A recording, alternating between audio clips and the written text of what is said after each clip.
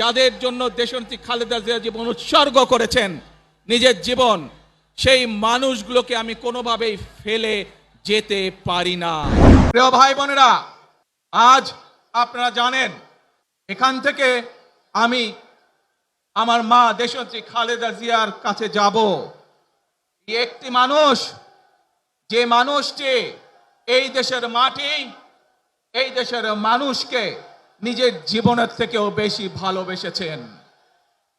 তার সাথে কি হয়েছে আপনারা প্রত্যেকটি মানুষ সে সম্পর্কে অবগত আছেন।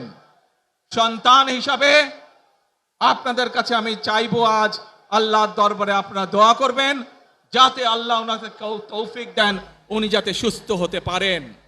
প্রিয় ভাই বোনেরা, সন্তান হিসাবে আমার মন আমার মায়ের বিছানার পাশে পড়ে আছে সেই হাসপাতালের ঘরে, কিন্তু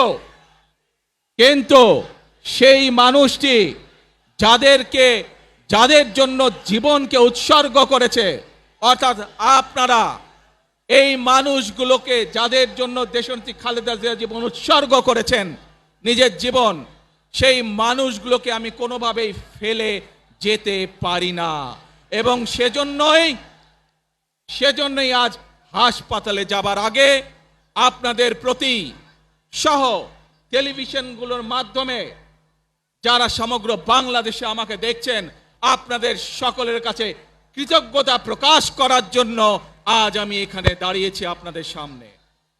প্রিয় ভাই বোনেরা, আসুন আমাদেরকে আজকে নিশ্চিত করতে হবে, আমরা যে ধর্মের মানুষ হই, আমরা যে শ্রেণীর মানুষ হই, আমরা যে দলেরই রাজনৈতিক দলের সদস্য হই অথবা একজন নির্দলীয় ব্যক্তি হই, আমাদেরকে নিশ্চিত করতে হবে যে কোনো মূল্যে আমরা আমাদের এই দেশের শান্তি শৃঙ্খলাকে ধরে রাখতে হবে।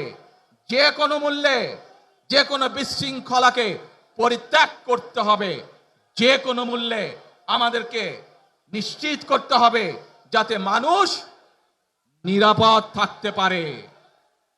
শিশু হোক, নারী হোক, পুরুষ হোক, যে কোনো বয়স, যে কোনো শ্রেণী, যে কোনো পেশা, যে কোনো ধর্মের মানুষ যেন নিরাপদ থাকে, এই হোক আমাদের চাওয়া আজকে।